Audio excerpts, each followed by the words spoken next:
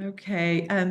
What I really want to say about this past month and just the activity and how it went and all is that just insert your name because this is you, this is me, this is all of us. And when we do the activity, we do see results. It may not be the results that we're looking for exactly, but sometimes it is, and sometimes it's better than what we actually expected. So I want to first start out with giving you an overview of what I'm going to tell you. But actually, I got six new partners, and they did not all meet the requirements for the Power of Three. But one joined this morning, and we're February 2nd, tried to do it yesterday, and I was like, you know, but anyway, and it still said for free, by the way, but she got charged. But anyway, the point is, I did manage to get the Power of Three with people that were customers. They were not, that's where they came from. They were customers. One was a former partner. Actually, a couple of them are brand new. And I told Sharon earlier, one of them out of the blue, totally. So, and I'll tell you about that in a minute. But I think God just put this on my heart, in my mind. I thought about our new product, the Super Biome. And I thought, it's a two-part process, right? We seed with the good gut bacteria and we feed with the fiber, the prebiotic fiber, and we spread the seeds. So I thought about the parable of spreading the seeds, and I thought, wow, this might actually work because I was thinking we all have the goodness of all our products to share, but we have to do the second part, which is spreading the seeds.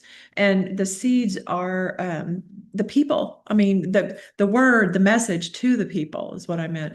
And then the follow up. So if there's anything I think I did better in January was follow up. And used the word relentlessly. It was at times uncomfortable. And I know you know what I'm talking about. And there's a few I'm still relentlessly following up with because we're in a new month. We can keep going. I'll tell you six things I feel like that I did well in January. One was power hours. Sharon mentioned that. Number one was power hours. I did probably three a day, and I that's spread out over the day. You're probably doing some you're not recording. You're probably not to be scary about that, but you can do one with the group, but then you could, squeeze in a half hour here and there. So I think I did really well with the power hours and what that all means is focus time without distractions. And that means turning off notifications, not answering phone calls or texts, just being focused. And then number two in that lineup is follow-ups. So my system, you all might remember, was it Abby Nallen that just talked about putting everything in your reminder, put your goals in your not your reminders in your notes on your phone or write them down, whatever you prefer. Well, I've for years been using the reminders app on my iPhone. And I like it because you can set alarms. You can set priority for them, high, medium, and low. You can check them off. Sometimes it overwhelms me when I see how many they all move forward. So if you don't achieve it, it just pushes it forward to the next day. But I will say this, that is like my power hour material. So it's not my to-do list, but my power hour go-to list of people that I'm reaching out to and following up with. So if you want to know more about that, we can talk about that later. But that has worked for me for several years. And so I love using that system. Number three is events. And I know not everybody, especially with this weather, it's hard to do events, but like Wendy Campbell's tomorrow night, you know, um, I'm not going to be having people over, but I'm sure going to be inviting a lot of people. And so I think my events I did this past weekend, the process of inviting is so important because whether they come or they don't, they get to learn and you get to follow up with information. So and a lot of my people I invite are people I've invited repeatedly. So it's people that have been introduced to Juice Plus or reintroduced. I had two of my new partners are comeback. They're comeback people. And so we'll see where that goes. But that there are people that I just didn't lose touch with. And that's another reason I love the reminders because I can go in there and make lists. I have lists of people that live in Dallas, people that live in Santa Fe, people that live in Austin. I have lists of people. I mean, I've got so many lists. So I keep those lists. So whenever I want to do an event, I can go in there and figure out who to invite and what's the good timing. Also, the fourth thing is prayer. My friend Melinda Crinwell, he's an NMD in Waco, and the boot camp's coming up, and she and I've been going back and forth on inviting people and how that's going, and sharing things. And just Friday, we had a spontaneous prayer that was just incredible. It was we just prayed for God to put the right people in our path and to let go of the ones that are not intended for now. Not it's not a not yet situation. And we prayed that prayer, and I immediately Friday had some magical things happen, like people that were responding, people that were saying yes to things. And I picked up the phone to call her back and just kind of check in with her later that afternoon. And she answered the phone with, "Oh my gosh, that prayer." That's how she didn't say hello. She said that.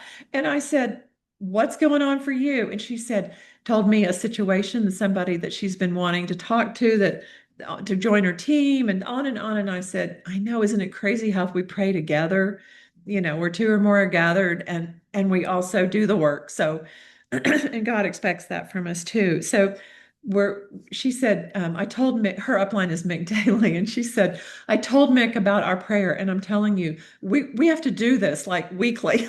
So she was excited about the prayer. And one of the prayers that I say, and this is number 5 in my list of 6, is I always say, "Guide my steps." And I think, it could be part of number 4, but I think that I always have my own agenda and it's not his necessarily, probably not. And then also, y'all, the thing is, I don't know if you've noticed this in yourself, but I have. I sometimes take the credit. I sometimes take the credit for the good things in my heart. And I know it's not me. I have to stop and go, "Wait a minute, that was totally God. That wasn't me. That was me doing the work." But God provided the seeds, but He provided the people, He provided the opportunity, and He touches hearts. So I have to remind myself, guide my steps, but also I want to be grateful. I want to be humble, and I want to be open and ready for whatever he has. Because generally, my month as an example, it's better than I expected. I also got 10 new customers. So, and top of getting these new people, and I would say of the 6, half of them are pretty good contenders for starting a business. So I'm grateful, and I know I didn't do it. So I wanted to close with that. And the 6th thing is a lesson for me that I'm still learning is let go. Is let go. You just cannot know the outcome, and yet I continually want to because I think it comes from being a mom a lot, but like knowing what's good for them, like you got to do this, it's good for you, stop doing that, it's bad for you, and it's the let go part. But also I haven't read this book, but Mel Robbins has a book called Let Them, and it's on the same wavelength. Have some of you may have read that book, and I'm going to put it on my reading list because I really think that goes in line with let go, is let them. And knowing that God's plan is bigger, it's greater, it always is. And so if we keep giving him the glory and keep asking for him to provide, I feel like it's the answer. It's the way to have. And I know we mentioned this, but we don't know who's ready. So that's part of the let go. So we can't beat ourselves up. When we've done the activity, we've done the activity.